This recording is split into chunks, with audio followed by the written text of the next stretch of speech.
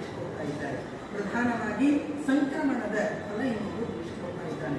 ಸ್ವಸ್ತಿ ಶ್ರೀ ಶಾಲಿವಾಹನ ಶಕೆ 1947 ವಿಶ್ವಾವಸು ಸಂವತ್ಸರೆ ಪೌಷಮಾಸೆ ಕೃಷ್ಣಪಕ್ಷೆ ಏಕಾದಶ್ಯಾಂ ಸೌಮ್ಯಮಾಸರೆ 14/1/2026 ಸೂರ್ಯಮಂಡಲದಿಂದ ಆರಂಭ ಮಾಡಿಕೊಂಡು 35:07 ಗಂಟೆ ಸಮಯದಲ್ಲಿ ರವಿ ಸಂಕ್ರಮಣ ಕೌರವ ಕರಣದಲ್ಲಿ ಇದು ಸಂಭವಿಸತಕ್ಕಂತಹದ್ದಾಗಿದೆ.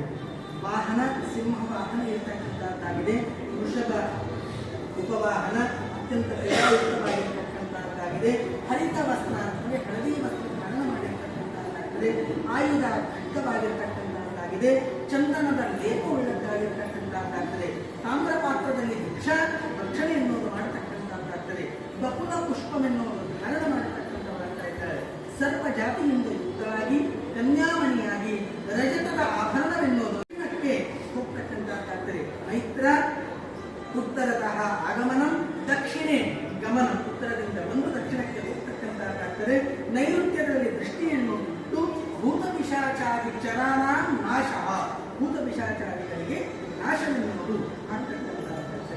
ಇದರ ಫಲ ಏನಿದೆ ಅಂತಂದ್ರೆ ಆಗಮೇಜ ಭವೇತ್ ಸೌಖ್ಯ, ಬರುವಾಗ ಅತ್ಯಂತ ಸುಖವೆನ್ನುವುದು ತಂದು ಕೊಡ್ತಕ್ಕಂಥದ್ದಾಗ್ತದೆ. ಗಮನೇ ದುಃಖದಾಯಕ, ಹೋಗುವಾಗ ಅತ್ಯಂತ ದುಃಖದಿಂದ ಹೋಗ್ತಕ್ಕಂಥದ್ದಾಗ್ತದೆ. ದರ್ಶನೇಚ ಭವೇತ್ ಹಾನಿ, ಅದನ್ನು ನೋಡುವಾಗ ಏನಾಗ್ತದೆ, ಹಾನಿಯನ್ನು ಉಂಟಾಗತಕ್ಕಂಥದ್ದಾಗ್ತದೆ. ಸಂಕ್ರಾಂತಿ ಫಲ ಇದೆ. ಈ ರೀತಿಯಾಗಿ ಸಂಕ್ರಾಂತಿಯ ಫಲವನ್ನು ಕೊಟ್ಟು ಜನ್ಮ ನಕ್ಷತ್ರಕ್ಕೆ ಅನುಗುಣವಾಗಿ ಫಲ ಎನ್ನುವುದು ಇರತಕ್ಕಂಥದ್ದಾಗ್ತದೆ. ಇನ್ನು ಬಂಧ, ಸುಖ, ಪೀಡ, ವಸ್ತ್ರಲಾಭ, ಧನಹಾನಿ ಮತ್ತು ಧನಲಾಭ, ಈ ರೀತಿಯಾಗಿ ಅವರನ್ನು ನಕ್ಷತ್ರ, ಜ್ಯೇಷ್ಠ ನಕ್ಷತ್ರ, ಮೂಲ ನಕ್ಷತ್ರ ಇವರು ಹಾದಿಯಲ್ಲಿ ಇರ್ತಕ್ಕಂಥದ್ದಾಗ್ತಾ ಇದ್ದಾರೆ. ಯಾವುದೇ ಕೆಲಸದಲ್ಲಿಯೂ ಕೂಡ ಆ ದಂಡಿನೂ ಪೂರ್ಣವಾಗಿ ಸಿಗುವುದಿಲ್ಲ, ಈ ದಂಡಿನೂ ಪೂರ್ಣವಾಗಿ ಕಾಣಿಸ್ತಕ್ಕಂಥದ್ದಾಗಿದೆ. ಸುಖ ಪೂರ್ವಾಷಾಢ, ಉತ್ತರಾಷಾಢ, ಶ್ರವಣ, ಕನಿಷ್ಠ, ಶತತಾರಕ, ಪೂರ್ವಾಭಾದ್ರಪದ ಇವರಿಗೆ ಸುಖವೆನ್ನುವುದು ಇರ್ತಕ್ಕಂಥದ್ದಾಗಿದೆ. ಇನ್ನು ಪೀಡ ಉತ್ತರಾಭಾದ್ರಪದ, ರೇವತಿ ಮತ್ತು ಅಶ್ವಿನಿ ನಕ್ಷತ್ರಗಳಿಗೆ ಸ್ವಲ್ಪ ಪೀಡೆ ಎನ್ನುವುದಿದೆ. ವಸ್ತ್ರಲಾಭ ಅಂತಂದರೆ ಭರಣಿ, ಕೃತಿಕಾ, ರೋಹಿಣಿ, ಮೃಗಶಿರ, ಆರ್ದ್ರ, ಪುನರವಸು ವಸ್ತ್ರಲಾಭವಾಗಿ. ಧನಹಾನಿ ಪುಷ್ಯ ನಕ್ಷತ್ರ, ಅಶ್ಲೇಷ ನಕ್ಷತ್ರ, ಮಘ ನಕ್ಷತ್ರ ಇವರಿಗೆ ಧನಹಾನಿ ಎನ್ನುವುದಿದೆ. ಧನಲಾಭ ಪೂರ್ವಾಭಾದ್ರಪದ, ಉತ್ತರಾಭಾದ್ರಪದ, ಹಸ್ತ, ಚಿತ್ರ, ಸ್ವಾತಿ ಮತ್ತು ವಿಶಾಖ, ಈ ರೀತಿಯಾಗಿ ಧನ ಲಾಭವಾಗಿರ್ತಕ್ಕಂಥದ್ದಾಗಿದೆ. ಇನ್ನು ಆರ್ದ್ರಾ ಪ್ರದೇಶ ಅಂದರೆ ಮಳೆಯ ಸಂಭವ ಯಾವ ರೀತಿಯಾಗಿದೆ. ಆರ್ದ್ರ 2024-25 ಭಾನುವಾರ 21:52 ಗಂಟೆ ಸಮಯದಲ್ಲಿ ರವಿ ನಕ್ಷತ್ರ ಆರ್ದ್ರ ಪ್ರವೇಶವಾಗತಕ್ಕಂಥದ್ದಾಗಿದೆ.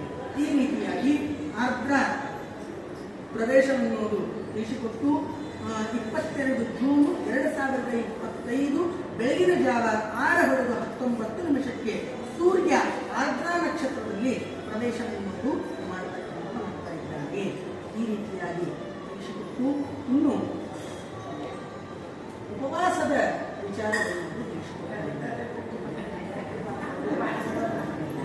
ಜ್ಯೇಷ್ಠ ಶುಕ್ಲ ಏಕಾದಶಿ ಅಂದರೆ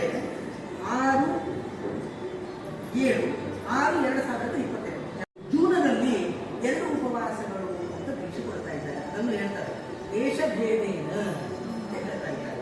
ಏನು ವೇದ ಇಲ್ಲದೆ ಇರುವ ಪ್ರದೇಶಗಳಿಗೆ 2 ಉಪವಾಸಗಳು, ವೇದ ಇರುವ ಪ್ರದೇಶಗಳಿಗೆ 1 ಉಪವಾಸ ಅಂತ ಹೇಳ್ತಾ ಇದ್ದಾರೆ. ಇನ್ನು ವೇದ ಇಲ್ಲದೆ ಇರುವ ಪ್ರದೇಶಗಳಲ್ಲಿ 2 ಉಪವಾಸ ಅಂತ ಹೇಳಿದ್ರು. ಯಾವುವು ಅಂತಂದ್ರೆ ಅತಿರಿಕ್ತ ಉಪವಾಸ ಆಗುವ ಪ್ರದೇಶಗಳು ಅಂದರೆ ಗೋವಾ, ಕೇರಳ ಮತ್ತು ಸಮುದ್ರ ರಾಜ್ಯ ಅಂತ ಹೇಳ್ತಾ ಇದ್ದಾರೆ. ಇನ್ನು ವೇದ ಇರುವ ಪ್ರದೇಶದವರಿಗೆ 1 ಉಪವಾಸ. ಯಾರ್ಯಾರು ಗೋವಾ ಕೇಂದ್ರ 2 ಉಪವಾಸ. ಗೋವಾ ಬಿಟ್ಟಿಯಾಗಿದ್ದಾರೆ ಮಹಾರಾಷ್ಟ್ರದಲ್ಲಿ 1 ಉಪವಾಸ.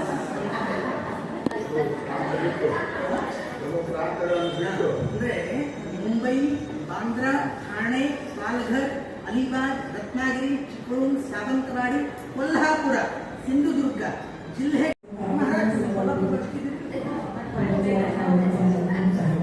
ಮಿರಜ, ವಿಶ್ರಾಂತಿ ಹತ್ತಿರ ವಿಚಾರಗಳನ್ನು ತಿಳಿಸಿಕೊಡ್ತಾ ಇದ್ದಾರೆ. ಇನ್ನು ಕರ್ನಾಟಕದಲ್ಲಿಯೂ ಕೂಡ ಕೊಡಗು, ಶಿವಮೊಗ್ಗ, ಉತ್ತರ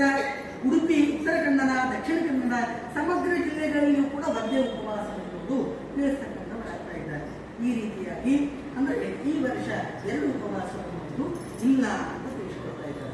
ಆಮೇಲೆ ಕೆಲವೊಂದು ಕಡೆ ಕಾರ್ತಿಕ ಶುಕ್ಲ ಏಕಾದಶಿ 1/11/2025 ಅಲ್ಲಿಯೂ ಸಹಿತ ದೇಶ ಬೇರೆಯ ಒಂದು ಉಪವಾಸವೆನ್ನುವುದು ಅಲ್ಲೇ ತಿಳಿಸಿಕೊಡ್ತಕ್ಕಂಥವರು ಆಗ್ತಾ ಇದ್ದಾರೆ. ಈ ರೀತಿಯಾಗಿ ಏಕಾದಶಿಯ ವಿಚಾರವನ್ನು ತಿಳಿಸಿಕೊಟ್ಟಿದ್ದೇವೆ. ಚಂದ್ರಗ್ರಹಣ ಮತ್ತು ಗ್ರಹಣದ ಬಗ್ಗೆ ತಿಳಿಸಿಕೊಡ್ತಾ ಇದ್ದಾರೆ. ಅಂದರೆ ದಿನಾಂಕ 7/9/2025 ಭಾನುವಾರ ಏನಿದೆ ಗ್ರಹಣ ಎನ್ನುವುದು ಇದೆ. ಯಾವ ಗ್ರಹಣ ಇದು? ರಾಹುಗ್ರಸ್ತ ಖಗ್ರಾಸ ಚಂದ್ರಗ್ರಹಣ ಇದೆ. ವೇದದ ವಿಚಾರ ಪ್ರಾರಂಭ ಯಾವಾಗ? ರಾತ್ರಿ 21:57 ಅಂದರೆ 9 ಅಂತ ಅನಿಸ್ತದೆ.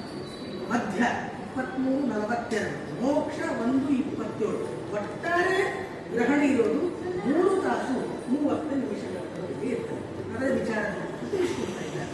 ಏನು ಅಂತಂದ್ರೆ ವೇದದ ವಿಚಾರ. ರಾತ್ರಿಯ ದ್ವಿತೀಯ ಯಾಮದಲ್ಲಿ ಖಗ್ರಾಸ ಚಂದ್ರಗ್ರಹಣ ಇರುವುದರಿಂದ ಗ್ರಹಣಂ ಆಯಾತ್ ಪೂರ್ವಂ 4 ಯಾಮಗಳು ವೇದಕಾಲ, 4 ಯಾಮಗಳು ಮೊದಲನ್ನು ಆಚರಣೆ ಅದಕ್ಕೆ ಅನುಗುಣವಾಗಿ ರವಿವಾರ ಬೆಳಗ್ಗೆ 9:17ಕ್ಕೆ ವೇದ ಆರಂಭವಾಗಿದೆ. ಬೆಳಗಿನ ಜಾವ. ಅದಕ್ಕಿಂತ ಪೂರ್ವದಲ್ಲಿ ಸ್ನಾನ 17 ನಿಮಿಷ ಪೂಜಾ ಸ್ನಾನ ಇತ್ಯಾದಿಗಳನ್ನು ಮಾಡಬೇಕು. ಇನ್ನು ಯತಿಗಳಿಗೆ ಹಸ್ತೋದಕ ವಿಚಾರವನ್ನು ಮಾಡಬಹುದು. ಗ್ರಹಣ ಮೋಕ್ಷ ನಂತರ ಆಹಾರ ಸ್ವೀಕಾರ ಮಾಡುವಂತೆ ಇಲ್ಲ, ರಾತ್ರಿ ಸ್ವೀಕಾರ ಮಾಡುವಂತೆ ಇಲ್ಲ. ಯಾಕೆ ಅನ್ನೋದು ತಿಳಿಸಿಕೊಡ್ತಾ ಇದ್ದಾರೆ. ಮುಕ್ತೇ ಶಶಿನಿ ಮುಂಜೀತ ಯದಿನಸ್ಯ ಮಹಾಮಿಷ ಧರ್ಮಸಿಂಧುವಿನ ಪ್ರಮಾಣ ಹೇಳ್ತಾ ಇದ್ದಾರೆ. ಏನು ಅಂತಂದ್ರೆ ಗ್ರಹಣ ಮೋಕ್ಷ ಆದ ನಂತರ ಮಹಾಮಿಷ ಅಂದ್ರೆ ಮಧ್ಯರಾತ್ರಿ ಆಗಿ ಹೋಗುತ್ತದೆ. ಪ್ರಾರಂಭಕ್ಕಿಂತ ಪೂರ್ವದಲ್ಲಿ ಅತಿ ಸ್ವಲ್ಪ ಅವಕಾಶ ಇರುವುದರಿಂದ ಮೋಕ್ಷ ನಂತರ ಏನಿಲ್ಲ, ಉಪಹಾರ ಯಾವುದೂ ಇಲ್ಲ. ಆ ದಿನದ ಆಚರಣೆ ಬಗ್ಗೆ ತಿಳಿಸಿಕೊಡ್ತಾ ಇದ್ದಾರೆ. ಏನ್ ಆಚರಣೆ? ಭಾನುವಾರ ಬೆಳಗ್ಗೆ ದಿನನಿತ್ಯದ ಸ್ನಾನ, ಪೂಜಾ, ನೈವೇದ್ಯ, ಹಸ್ತೋದಕ ಮತ್ತು ಪೂರ್ಣಿಮಾ 17ಕ್ಕಿಂತ ಮೊದಲು ಮಾಡಬೇಕು. ಇನ್ನು ಅಬಾಲ ವೃದ್ಧರಿಗೆ ವೃದ್ಧರಿಗೆ ವಿಶೇಷ ವಿಚಾರ ಹೇಳ್ತಾ ಇದ್ದಾರೆ. ಅದನ್ನು ಪ್ರಮಾಣ ಕೊಡ್ತಾ ಇದ್ದಾರೆ. ಬಾಲ ವೃದ್ಧಾತ್ಮನ ಮುಹೂರ್ತ ತ್ರಯಾತ್ಮಕೋ ವಾ ವೇದ ನಿಯಮ ಇದ್ದದ್ದರಿಂದ ಅಶಕ್ತರು ದಿನಾಂಕ 7/9/2025 ಭಾನುವಾರ 19:30 ಸಾಯಂಕಾಲ 7:30 ಆಹಾರ ಸ್ವೀಕಾರವನ್ನು ಮಾಡಬಹುದು. ಈ ಒಂದು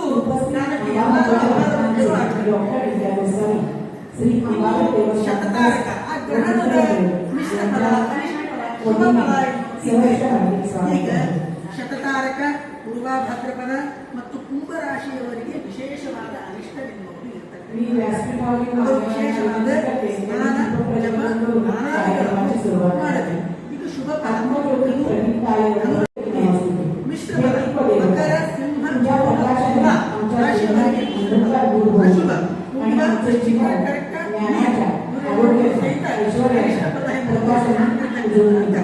ಇನ್ನು ಸ್ಪರ್ಶದಲ್ಲಿ ಗ್ರಹಣ ಯಾವಾಗ ಕೂಡ್ತದೆ ಆ ಸ್ಪರ್ಶದಲ್ಲಿ ಸ್ನಾನ, ಮಧ್ಯದಲ್ಲಿ ಜಪಪಾರಾಯಣ, ಮೋಚನ ಕಾಲದಲ್ಲಿ ದಾನ, ಗ್ರಹಣ ಮೋಕ್ಷ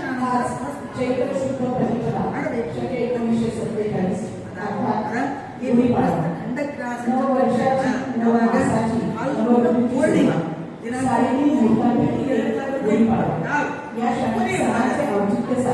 देवस्थान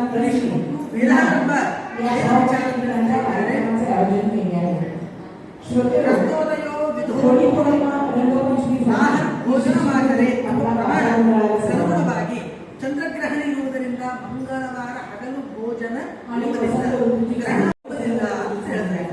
ಒಟ್ಟಾರೆ ಮೇಲೆ ಸೂಚಿತ ಸಮಯಗಳು ವಿಜಯಪುರದ ಇದನ್ನು ತಿಳಿಸಿಕೊಡ್ತಕ್ಕಂಥವರಾಗ್ತಾ ಇದ್ದಾರೆ.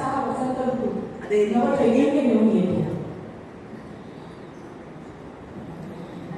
ಯಾವ ಪ್ರದೇಶಗಳಲ್ಲಿ ಮಂಗಳವಾರ ಸಂಜೆ 5:32 ಪೂರ್ವದಲ್ಲಿ ಆಗುತ್ತದೆಯೋ ಆ ಪ್ರದೇಶಗಳಲ್ಲಿ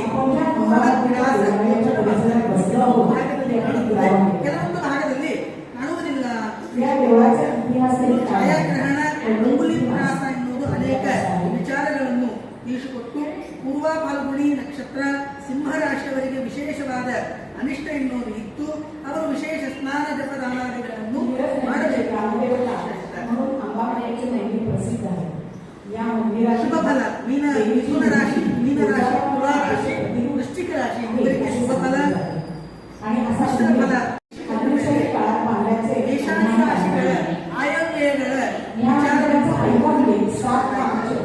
ಒಟ್ಟಾರೆ 12 ರಾಶಿಗಳು.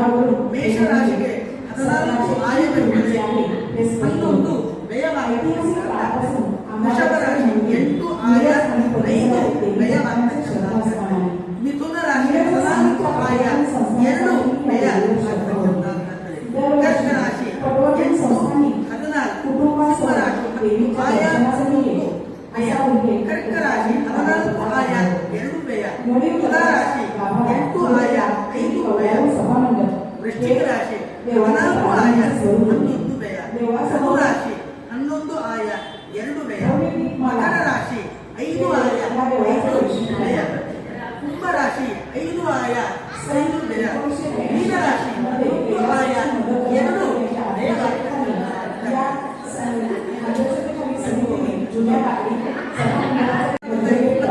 ಕೇರಳದವರೆಗೆ ವೃಷಭ ರಾಶಿಯಲ್ಲಿ ಮೇಷ, ಕನ್ಯಾ, ವೃಶ್ಚಿಕ, ಮಕರ ಈ 4 ರಾಶಿಗಳಿಗೆ ಉತ್ತಮವಾಗಿರ್ತಕ್ಕಂತಹ ಗುರುಬಲ. ಅದೇ ರೀತಿಯಾಗಿ ವೃಷಭ, ಸಿಂಹ, ಧನು, ಮೀನ ಉತ್ತಮವಾದ ಗುರುಬಲ. ಕುಂಭ, ತುಲಾ, ಮಿಥುನಗಳಿಗೆ ಗುರುಬಲ ಇಲ್ಲ ಅಂತ ಹೇಳ್ತಾ ಇದ್ದಾರೆ. 15 ಮೇ 2025 ಮತ್ತೆ ವೃಷಭ, ಸಿಂಹ, ತುಲಾ, ಕುಂಭಕ್ಕೆ ಅಲ್ಲೇ ಉತ್ತಮ ಗುರುಬಲ. ಮೇಷ, ಮಿಥುನ, ಕನ್ಯಾ, ಮಕರಕ್ಕೆ ಉತ್ತಮ, ಮೀನ, ವೃಶ್ಚಿಕ, ಕನ್ಯಗಳಿಗೆ ಗುರುಬಲ ಇಲ್ಲ ಅಂತ ಸಲ ಗುರುವಿನ ಗೋಚರವನ್ನು ತಿಳಿಸಿಕೊಟ್ಟು ಯಾರಿಗೆ ವಿಶೇಷವಾದ ಗುರುವಿನ ಉಪಾಸನೆ, ಗುರುವಿನ